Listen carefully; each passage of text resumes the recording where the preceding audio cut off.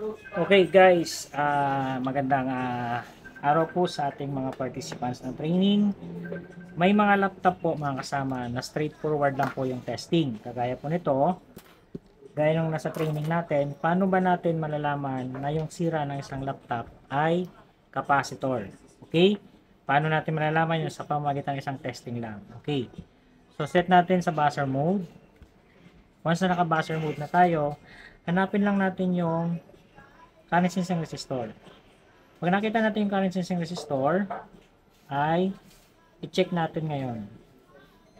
Okay.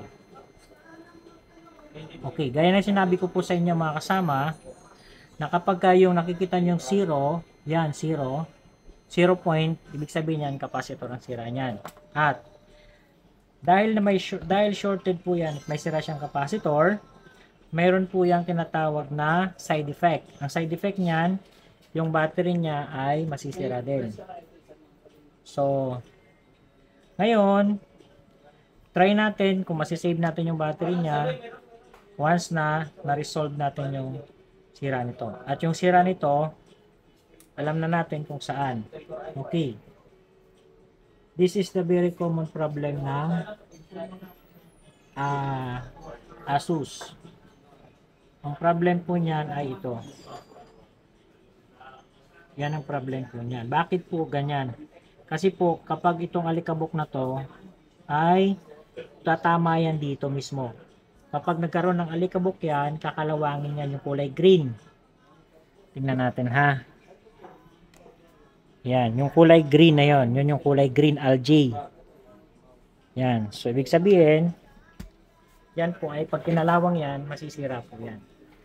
So, ang gagawin natin ngayon mga kasama ay aalisin lang natin yan. So,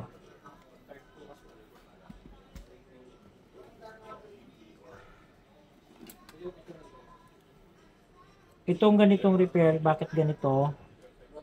Mabilis, kasi ito ay pinaghusay ng mahabang panahon na experience.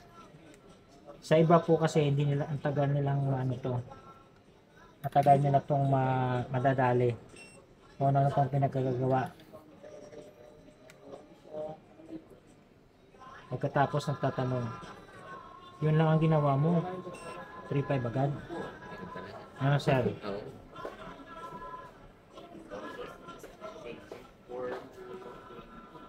100 nga sa paghinang eh. Kasi try ko rin sa number of years eh.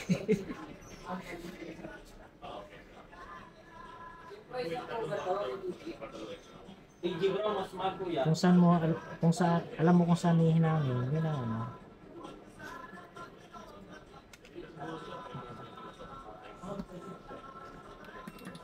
Okay, nung tinanggal na natin yun mga kasama, testing po natin ulit kung nakuha natin yung culprit. Okay, check natin, tester, naka buzzer mode.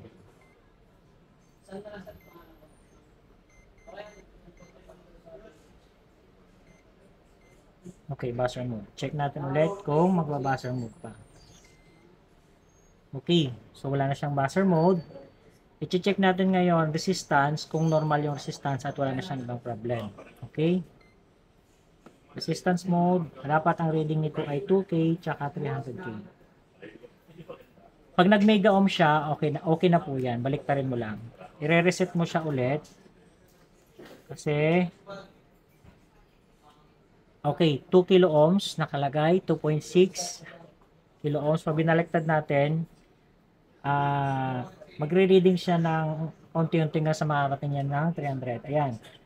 22, 18, 20 hanggang sa tatalo niya ng 300 kilo ohms. Pag hindi siya tumalo ng 300 kilo ohms, may sira pa yan. Okay, gaya na sinasabi ko, hindi siya tumalo ng 3 kilo ohms, may sira pa ito. 300, 35. Ibig sabihin may sira pa itong isa. Okay, saan po ba yung sira na tinutukoy niyan? Ang sira na tinutukoy niyan ay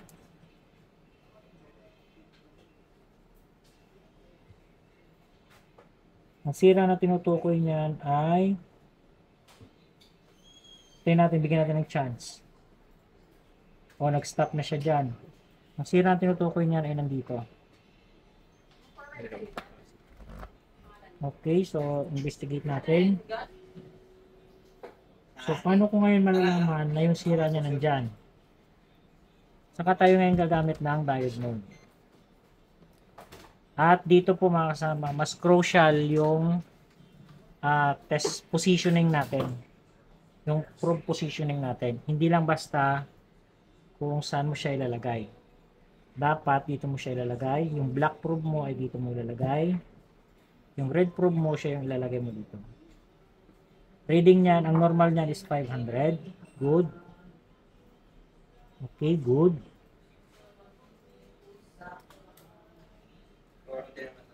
Good. Good. Good. Good. Good. Good. Okay. So, 1, 2, 3, 4, 5, 6, 7, 8. 8 lang yung power supply niya. 1, 2, 3, 4, 5, 6, 7, 8. 8 yung power supply niya. So, try natin ulit. Babalik ta rin ko naman yung probe. Dapat OL ang makikita ko rito. Okay, OL number 1, number 2, number 3, number 4, number 5, number 6, number 7, number 8. So, pumasa na siya sa, tapos na tayo sa capacitor checking. Nakuha natin yung culprit niya nandito.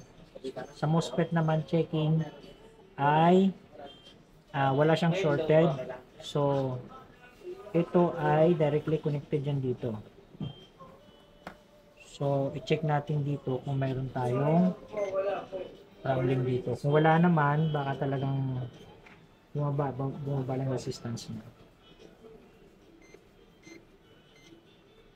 Okay, checking. Walang nagbabuzzer sa area na to.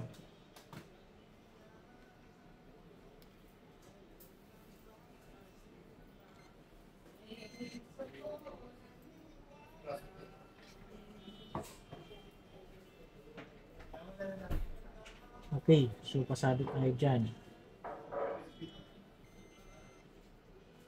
Okay, pasado tayo dyan. Ang problema dyan. Okay, wala na tayong problema. Okay. Isa lang ang test points nitong lahat. Okay, ngayon, try ko muna siyang buhayin. Wala siyang leakage. Wala siyang shorting. Tapos na yung leakage and shorting niya. So, dito tayo mag-introduce ng supply sa kanya. Pag in-introduce natin yung supply sa kanya, ito ang hindi alam ng ibang mga tech. Yung power initialization nito.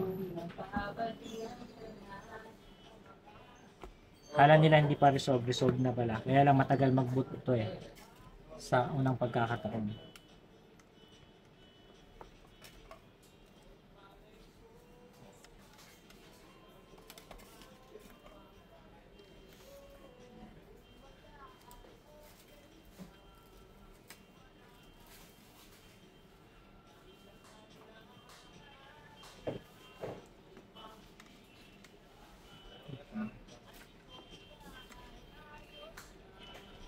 Check natin.